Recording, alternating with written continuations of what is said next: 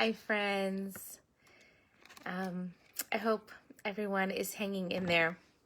I'm here with a short mincha moment. We are in the Torah portion of Beshalach. It is this incredible moment in the Exodus narrative which culminates with the Israelites crossing through the Sea of Reeds, Kriyat Yam Suf. So even if you are less familiar with the biblical text and perhaps only familiar with the Charlton Heston version, you know that this amazing dramatic moment of liberation from slavery seems like the perfect ending to a story which began with enslavement and oppression.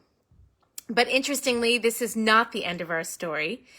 The story unfolds after Kriyat Yam Suf, with essentially the Israelites encamping at different points in the wilderness and complaining, grand kvetching, over and over again about all the ways in which their experience feels problematic, intolerable, unsustainable. And it happens actually just soon after crossing the Sea of Reeds. So one of the questions that we ask is, why was this so difficult? And I think one of the many answers is that the Israelites had gone from, at least when they were slaves, they had a master who told them what to do. And without that master, they are faced with living with uncertainty, living with all the questions of existence. Of course, they were learning to replace a human master with the divine master. But that wasn't a simple and easy process. So one of the next thing that unfolds in the story is that God begins to feed the Israelites with manna. And it descends each day a portion of food, magical food essentially, that would nourish them until the next day. And only on Friday before Shabbat would they receive a double portion so that they wouldn't have to go out and gather on Shabbat, and they would be sustained through the Sabbath. And there's so many incredible things about the manna itself, including the fact that no matter how much they would grab up, there was just enough for that day. It's really a sweet lesson about hoarding. And that it had to be eaten in the here and now, in the moment. You couldn't store it up for the future because it would become rotten.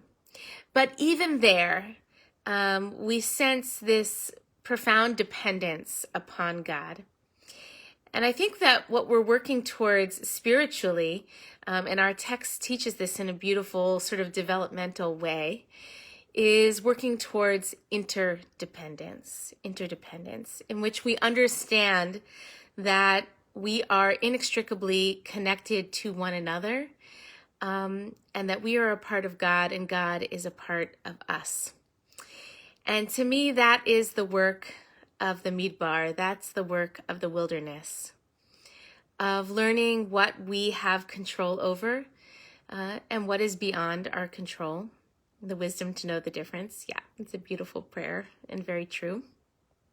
It's about learning how to live with uncertainty. It's about learning how to be with difficult experiences.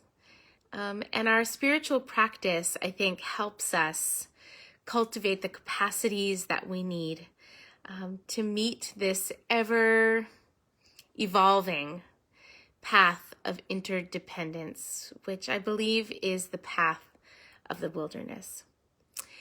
And one of the simple ways that I work with my path of interdependence is with the breath.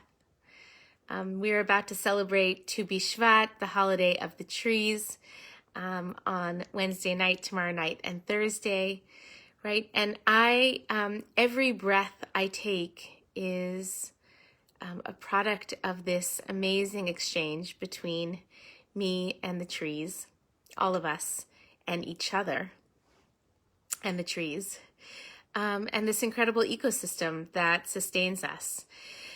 So I I invite you to take time, if not now, later in the day or whenever you find this, to take a couple of moments to breathe, to do absolutely nothing else but know that you are breathing. And I use this breath to face the unknown, to face the things that I need to gain the courage to change, but also the things that I gain the acceptance around to know that I don't have any control. And so it's a beautiful and at times incredibly painful dance, but breathing is the path for me. So I hope this is supportive for you in your own practice, and I'm grateful that we can be on this journey together. Shalom, peace.